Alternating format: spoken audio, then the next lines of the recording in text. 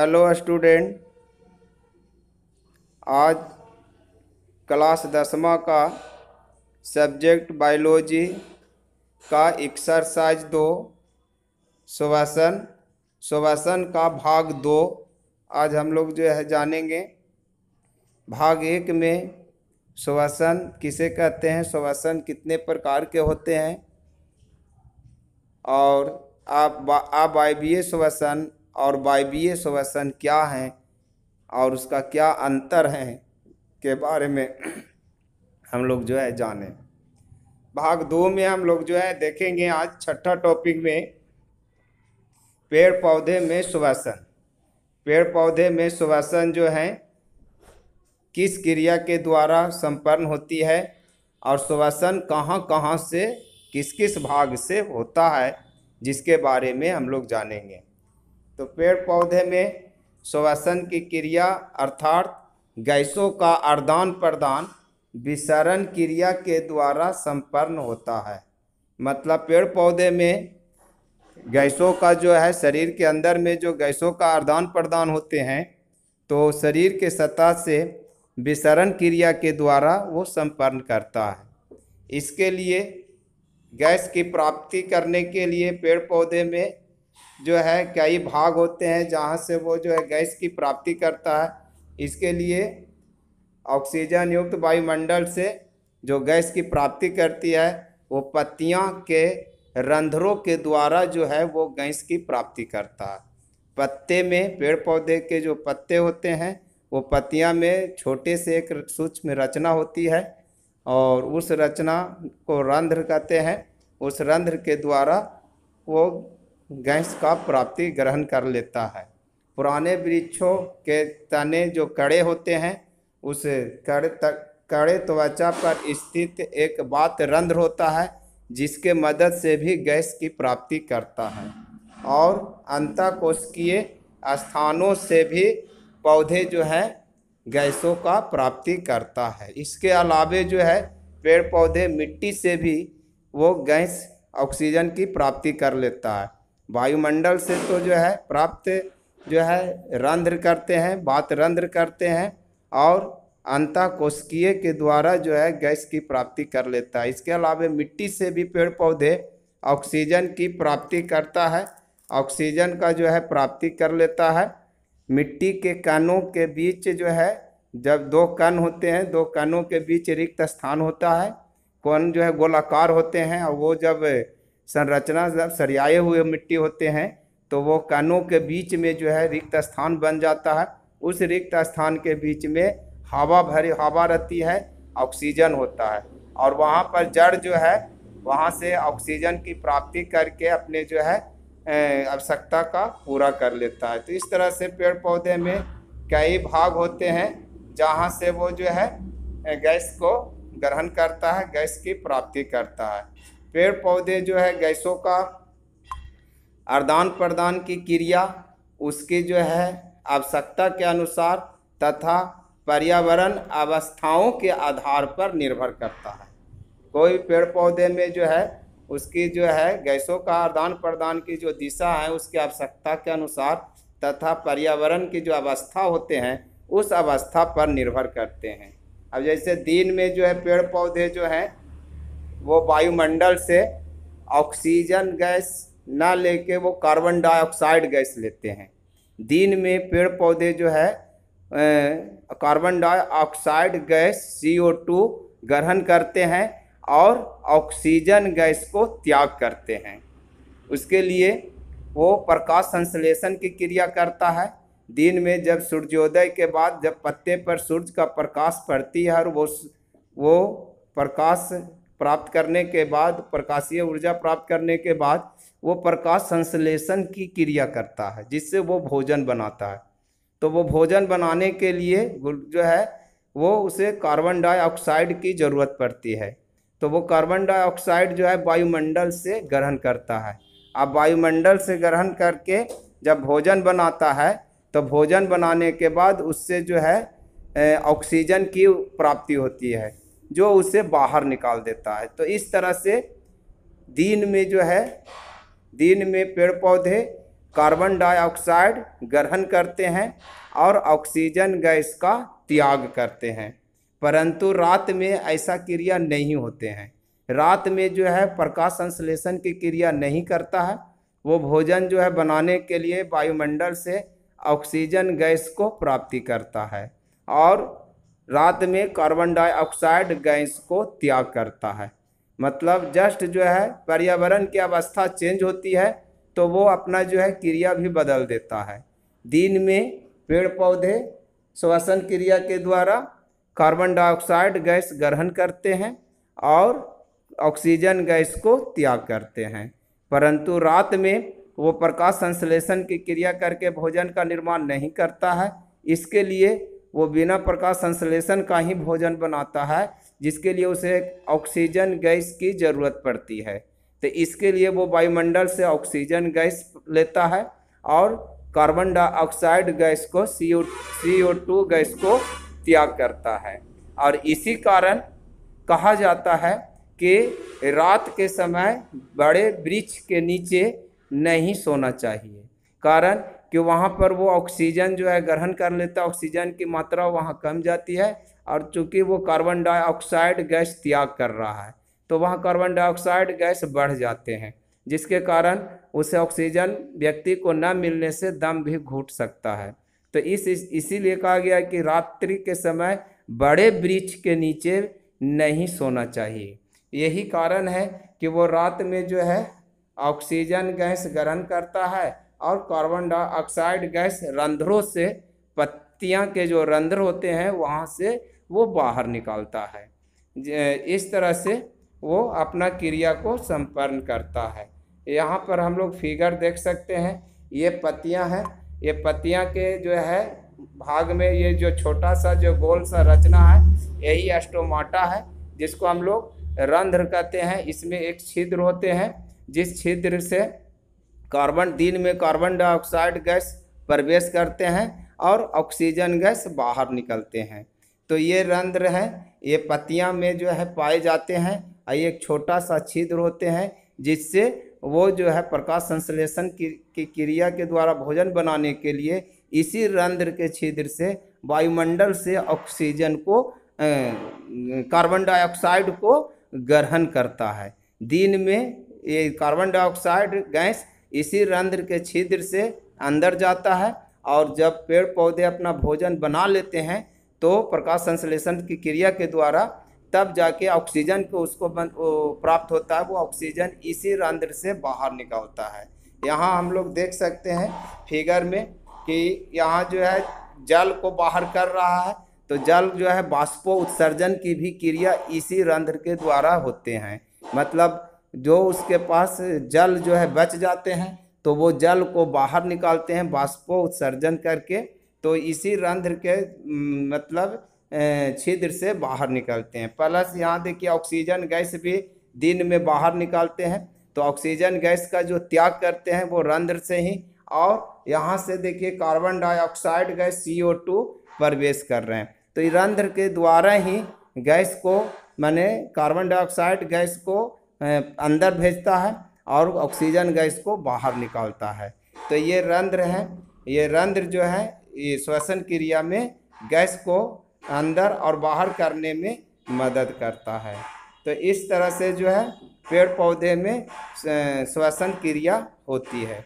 अब हम लोग जो है जंतुओं में गैसों का आदान प्रदान देखेंगे कि जंतुओं में गैसों का आदान प्रदान किस प्रकार से होती है।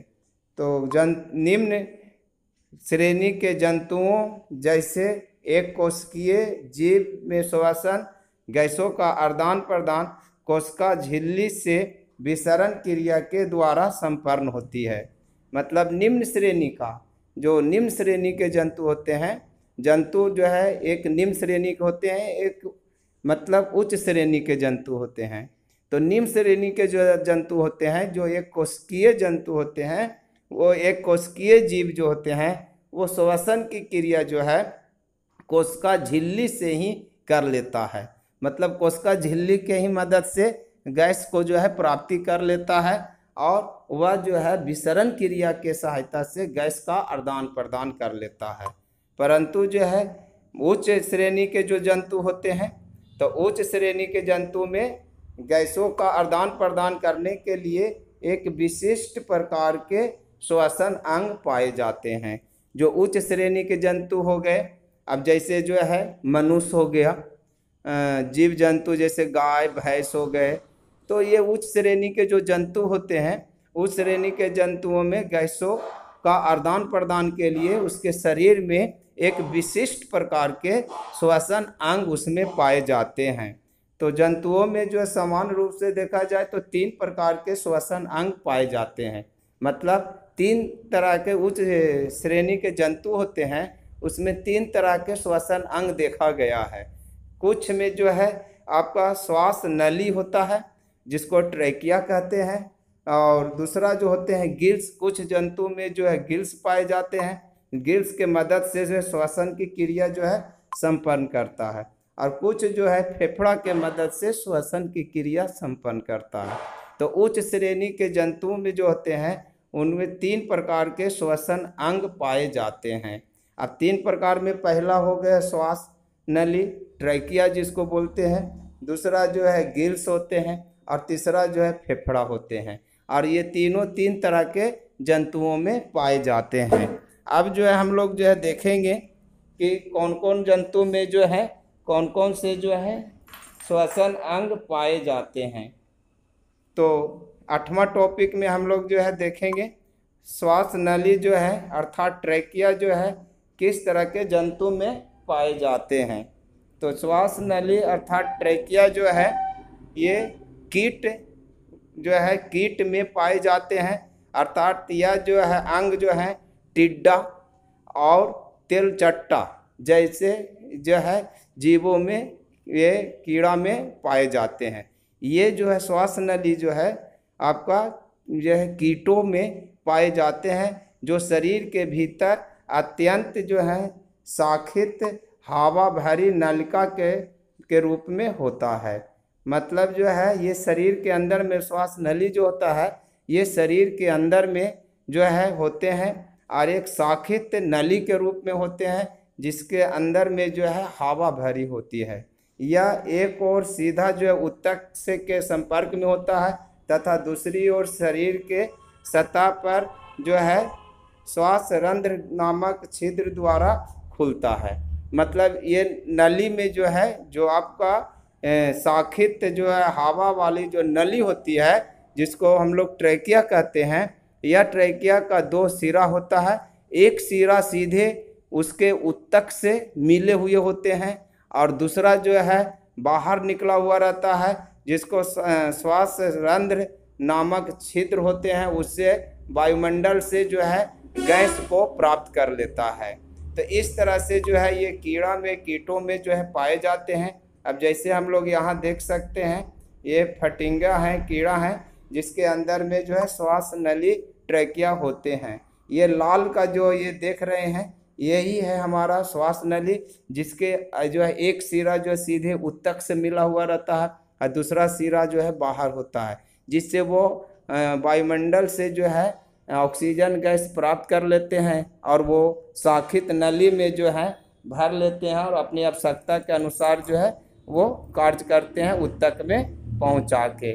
तो इस तरह से ये श्वास नली होते हैं। इसी प्रकार से जो है ये यहाँ भी देख सकते हैं ये पीले रंग का जो है ये जो है आपका ये ही श्वास नली है, जिसके अंदर में वो हवा अर्थात गैस को जो है प्राप्ति करके श्वसन क्रिया संपन्न करते हैं। अब हम लोग जो है 9वां टॉपिक में गिल्स के बारे में देखेंगे, जिसको गलफड़ा कहते हैं। गलफड़ा जो है कैसा माने श्वसन अंग होते हैं, तो यह जो है एक विशेष प्रकार के श्वसन अंग होते हैं जो जल में घुली हुई ऑक्सीजन का उपयोग श्वसन के लिए करता है।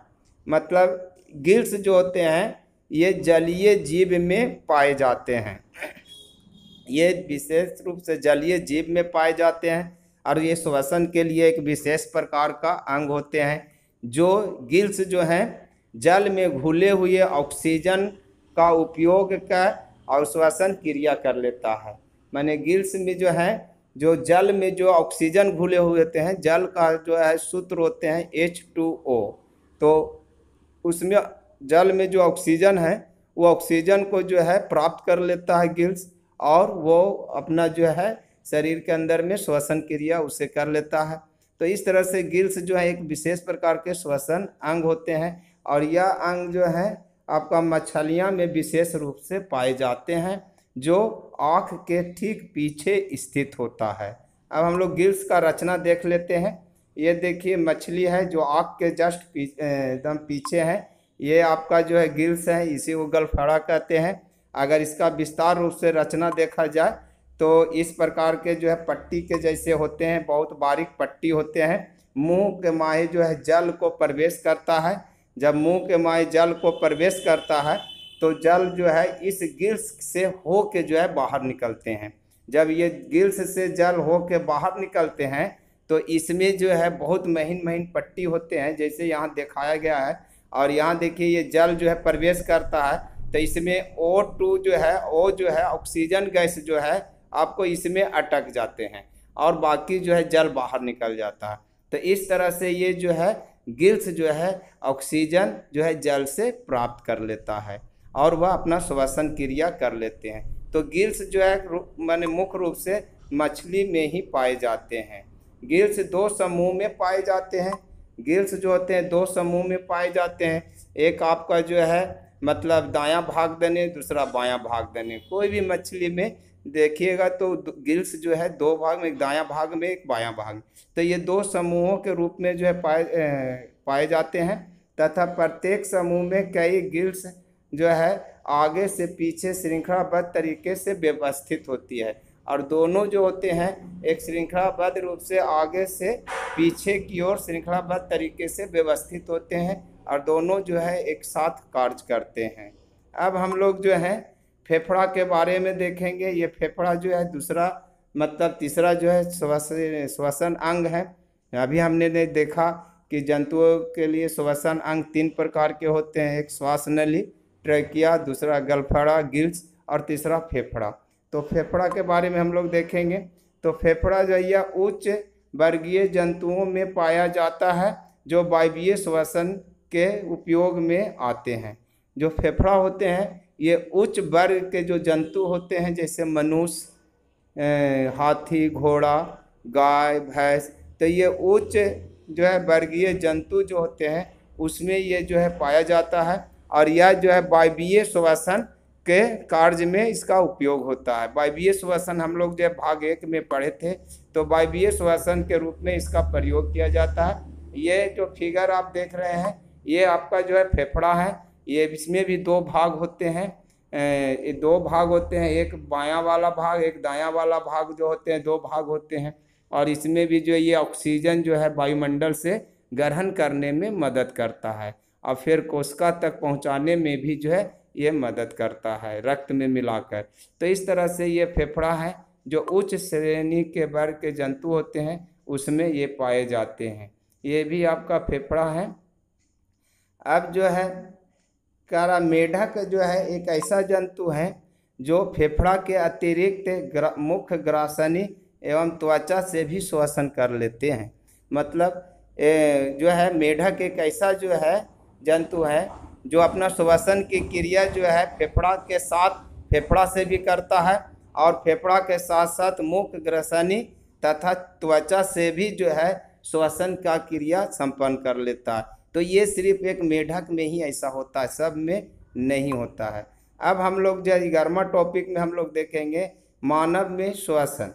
तो मानव में जो है श्वसन के लिए कौन कौन से जो है अंग होते हैं, कैसा अंग तंत्र होता है श्वसन अंग तंत्र। तो मानव में श्वसन के लिए विशेष प्रकार का अंग होते हैं जिसे श्वसन अंग कहा जाता है।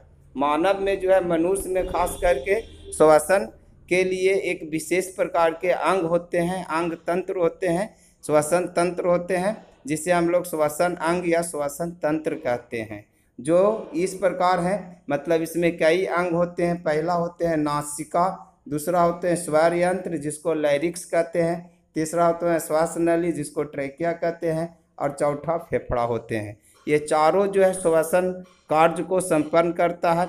ये चारों जो अंग है श्वसन तंत्र हैं, ये चारों मिलकर जो है मनुष्यों में श्वसन की क्रिया, सांस लेने की क्रिया को संपन्न करता है।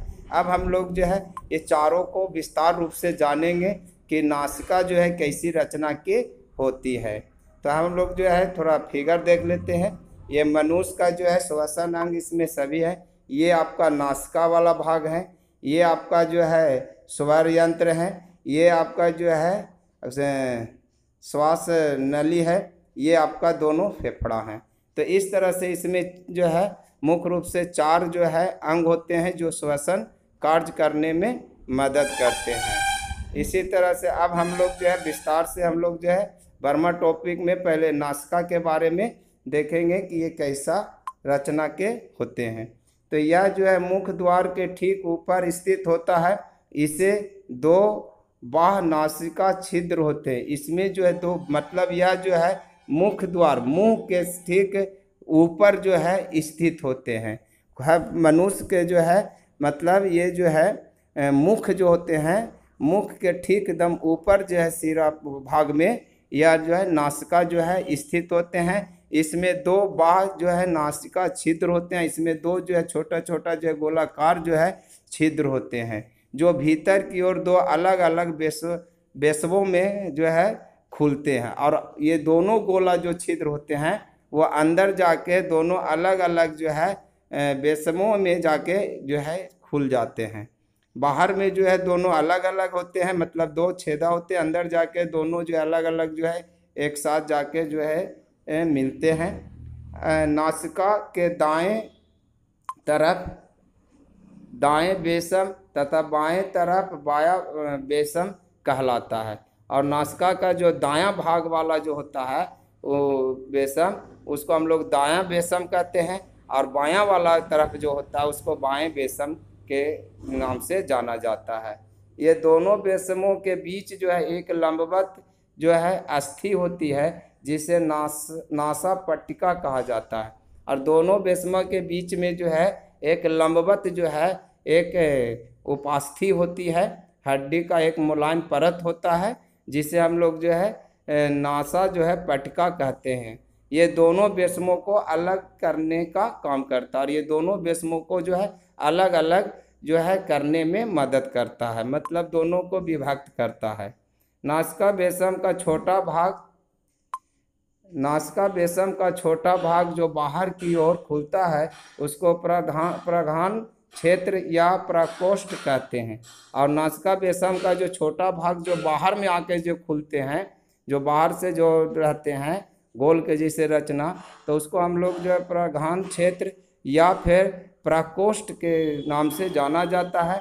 और इसमें जो है रोम युक्त त्वचा का अस्तर होता है और इस भाग में जो है छोटे छोटे रोम होते हैं जो वायु के साथ आने वाले धूल कण को वो रोकने का काम करता है, छानने का काम करता है यह रोम। प्रधान क्षेत्र के ठीक पीछे का भाग जो है घ्राण क्षेत्र कहलाता है। और प्रधान क्षेत्र के जो ठीक पीछे होते हैं उसको जो है घ्राण क्षेत्र के नाम से जाना जाता है। इसके द्वारा हम लोग जो है सूंघते हैं और इसी भाग के मदद से हम लोग जो है किसी भी चीज़ को सूंघ के बता देते हैं कि क्या चीज़ है। ये सूंघने में मदद करता है। इनके मध्य एवं निचले भाग को श्वसन क्षेत्र कहा जाता है और जो आपका घ्राण क्षेत्र होते हैं उसके ठीक जो है मध्य बीच में एवं नीचे वाले भाग में एक श्वसन क्षेत्र होते हैं, वहीं पर एक श्वसन का भाग होता है। नासिका बेसम की दीवारें जो होते हैं टेढ़ी मेढ़ी मुवारदार प्लेट के तरह होते हैं जिसको कांची कहते हैं। और जो है नासिका बेसम का जो दीवार होते हैं वो टेढ़ी मेढ़ी होते हैं, मुर्दार होते हैं, तो उसी जो है प्लेट के जैसा होता है जिसको हम लोग जो है कांची कहते हैं। नासिका जो है बेसम में म्यूकस मेम्ब्रेन का अस्तर जो है होता है और नासिका बेसम में जो है म्यूकस मेम्ब्रेन का एक स्तर जो है पाए जाते हैं उसके अंदर में। अब हम लोग जो है ये फिगर जो है हम लोग देख सकते हैं पुनः, ये जो है नासिका का है फिगर जो आपको अभी हम लोग ने देख रहा था। ये ग्रास नली है, ये लैरिक्स है, यहाँ पर स्वर यंत्र होते हैं। ये जो लंबे नियन जो पंप के समान देख रहे हैं ये श्वास नली है, और ये पूरा रचना जो है फेफड़ा का है। तो इस तरह से हम लोग जो है ये मानव का श्वसन तंत्र का जो है चित्र है।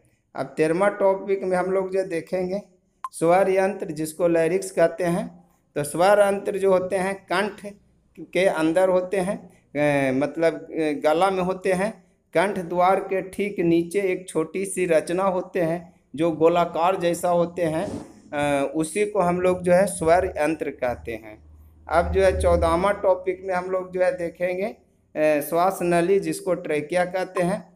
तो यह जो है श्वास नली जो है एक मनुष्य में जो वयस्क मनुष्य होते हैं समान रूप से, तो उसमें यह जो है 11 सेंटीमीटर लंबा तथा जो है 16 mm व्यास वाली एक जो है नली होती है। यह जो है श्वास नली जो होते हैं ये 11 सेंटीमीटर लंबा होता है तथा ये बेलनाकार का पंप के समान होता है, जिसका व्यास 16 mm का होता है, जो उपास्थि की बनी होती है। और यह जो नली जो है श्वास नली जो है ये उपास्थि का बना होता है, मतलब ये बहुत लचकदार होते हैं, मुलायम होते हैं, लेकिन बहुत मजबूत होते हैं। इसका आकार जो है एक बलाई की तरह होता है, जैसे अभी हमने बताया कि यह जो है एक बलायाकार होते हैं, पंप के समान होते हैं। तो ये बलायाकार होते हैं। ये बलाई श्वास नली को मजबूत प्रदान करता है, और यह उस पर जो है गोल गोल बलायाकार होते हैं, और वो बलायाकार जो है श्वास नली को जो है बहुत मजबूती प्रदान करता है। मतलब श्वास नली जो है आपका वो, मतलब आपका जो है उसके जो है चारों तरफ एक गोलाकार जो है बलाई होते हैं, और वह बलाई जो है उस नली को बहुत मजबूती प्रदान करता है एवं हवा के बाहर निकलने के समय श्वास नली को चिपकने से भी जो है बचाता है। मतलब जब वो श्वास नली को जब हवा बाहर निकाला जाता है, कार्बन डाइऑक्साइड को बाहर निकालते हैं या ऑक्सीजन को अंदर लेते हैं, तो वो चिपकने नहीं देता है। मतलब वो इतना मजबूत होता है बलय कि वो जो है कठोरता प्रदान करती है, वो सांस लेने में या छोड़ने में वो नली सट न जाए, चिपक न जाए, सिकुड़ न जाए, ऐसा उसको होने नहीं देता है। मतलब वो मजबूती प्रदान करता है। यह जो बच्च गुहा में श्वास नली जो है 2 श्वसनियों में तथा ये श्वसनी फेफड़े में प्रवेश कर श्वसनिकाओं में बढ़ जाता है, और यह श्वास नली जो है आगे जाके ये 2 भाग में बढ़ जाते हैं। और ये दोनों भाग एक जो है अभी जैसे हम लोगों ने फेफड़ा के बारे में देखा कि फेफड़ा जो है 2 भाग होते हैं, तो यहाँ भी श्वास नली भी जो है ये 2 भाग में आगे जाके बढ़ जाते हैं। जैसे आपको हम अभी फिगर दिखाते हैं, यहाँ देख सकते हैं फिगर में कि यहाँ श्वास नली ये जो आए हैं, ये श्वास नली आगे जाके ये 2 भाग में यहाँ से बट गए हैं, और ये दोनों भाग जो है दोनों फेफड़ा के दोनों भाग से ज्वाइंट हो जाते हैं।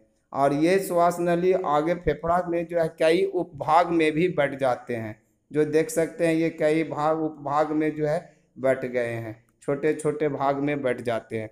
तो इस तरह से श्वास नली जो है फेफड़ा के अंदर जो है प्रवेश कर जाता है।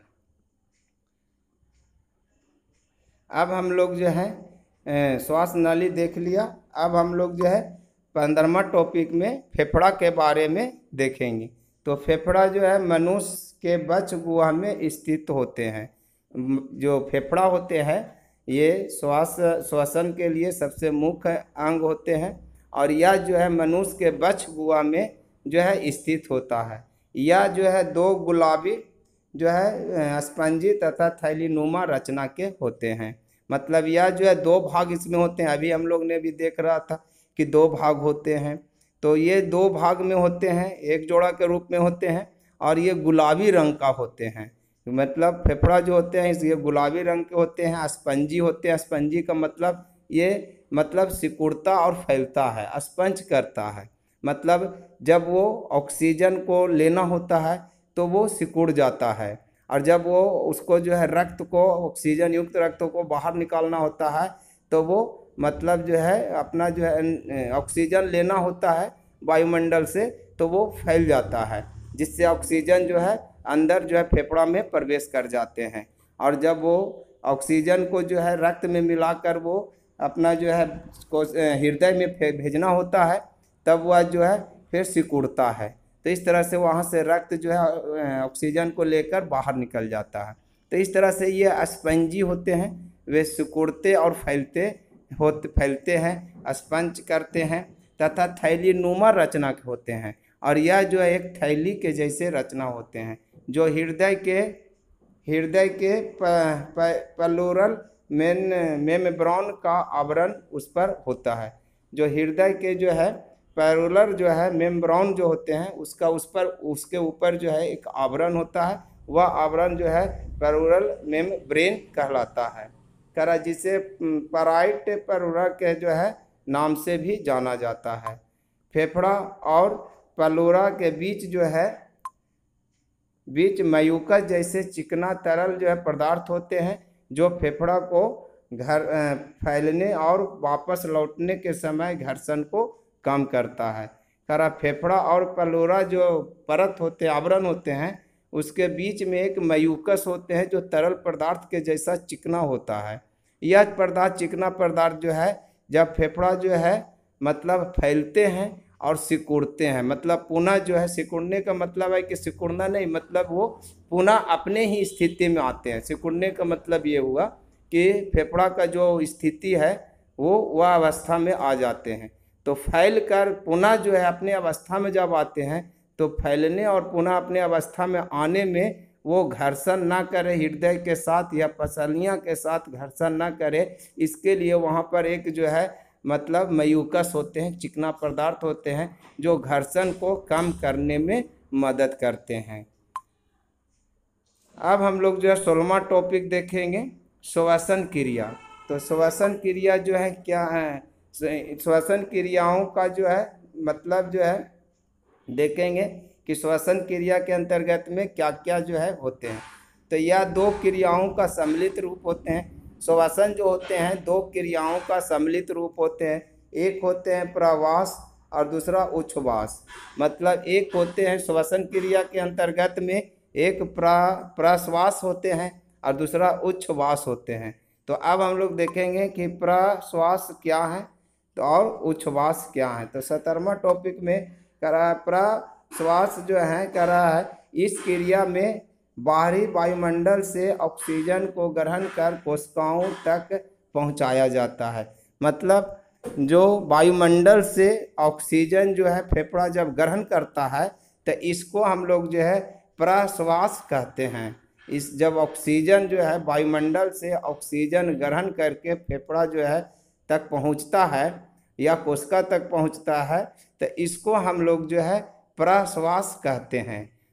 उच्छ्वास जो है इस क्रिया के अंतर्गत हवा के साथ आई कार्बन डाइऑक्साइड को बाहर निकाल दिया जाता है।